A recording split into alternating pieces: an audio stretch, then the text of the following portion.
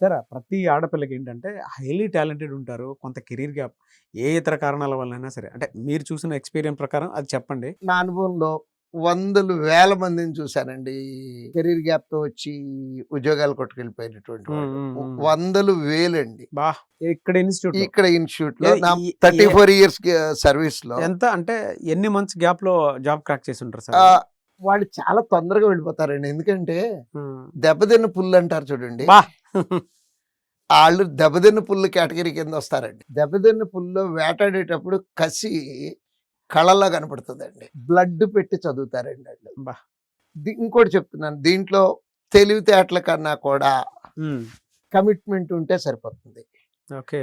ఆళ్ళు ఆల్రెడీ ఆ కెరీర్‌లో ఏదో అవుదాం అనుకోని ఏమి అవ్వలేకపోయామనే కసి ఉంటది చూడండి.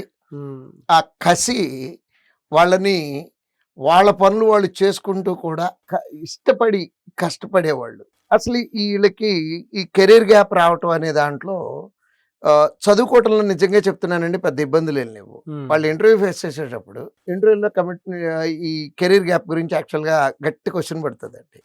నేనే అడుగుతున్నాను అమ్మాయిని, "అమ్మా ఈ కెరీర్ గ్యాప్ ఏంటి?" "సార్ నాకు కూడా అందరిలాగానే చదువుకోవాలనుంది. డిగ్రీ అయిపోగానే మా నాన్నగారు పెళ్లి చేశారు. పెళ్లి చేశారండి. నాన్న మాట గౌరవించి తప్పలేదు నాకు. హ్మ్. కానీ నాకు యాంబిషన్ వదులుకోవాలని నాకు ఏ రోజు అనిపించలేదు. మా హస్బెండ్‌ని, మా అత్తగారిని, మామగారిని అందరిని కన్విన్స్ చేసుకొని ఇక్కడి దాకా వచ్చేటప్పటికి ఇంత టైం పట్టింది." హ్మ్. సో, ఇంకసలు దాంట్లో ఫర్దర్ క్వెషన్సే ఉండవండి.